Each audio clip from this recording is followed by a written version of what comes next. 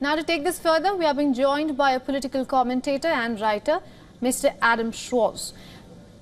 Mr. Schwarz, thank you so much for joining us here on WION. What kind of a dent do you think this is going to make for the Tories as well as Rishi Sunak just ahead of general elections in the United Kingdom?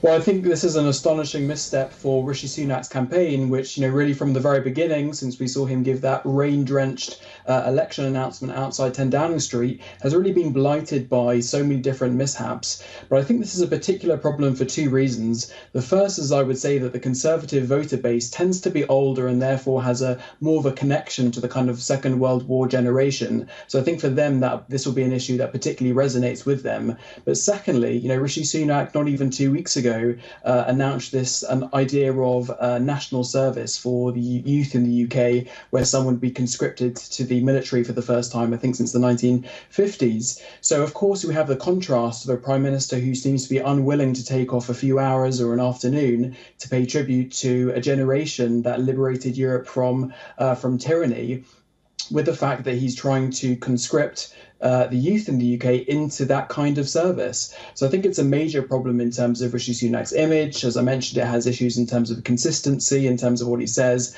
But I think primarily, it comes at a time when Rishi Sunak is actually really struggling in the polls. And generally in election campaigns, we tend to see the gap between the two main parties actually narrow. But actually what we've seen over the last couple of weeks has been that the gap has been widening. So I think this is a moment where Rishi Sunak really, if he is ever going to turn things around or at least limit the damage, needs to do so. But unfortunately, he seems to be blighted on a day-to-day basis by missteps or errors of judgment or, other sort of things that we would consider gaffes. The polls that you're talking about, that's exactly what I wanted to come to, because even if we take this misstep aside, the opinion polls are not in favor of the Tories. And I know there's just a month to go for the elections, but do you think at this point, bring in your perspective, do you think at this point the Tories can do anything to make things change for the voters? I think fundamentally the Conservatives know that they cannot win this election. Really, the only thing they can do is try to ensure that there's not a total wipeout. But of course, that relies upon the campaign going much more smoothly than it has done. We still have a month to go in this election, and it already feels like a lifetime in the last couple of weeks. And so, of course, the Conservatives' election chances have got even worse over the last week since we saw the return of Nigel Farage, who, of course, competes with the same voter base as the Conservatives on the right wing.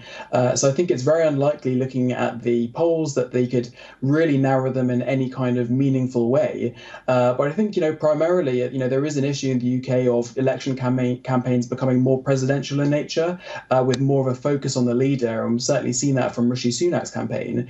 And so, with Sunak being so sort of gaffe prone and so many errors of judgment, there is a particular problem where the emphasis on that one individual, is making so many mistakes. So I think really Sunak needs to kind of steady the ship, but I think really it's kind of a foregone conclusion. Really, the main issue at the moment is just how devastated is the Conservative Party going to be when the election result comes on 5th of July.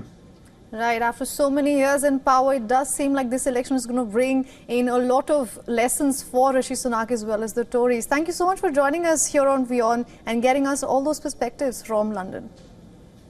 Good to be with you. For all the latest news, download the WION app and subscribe to our YouTube channel.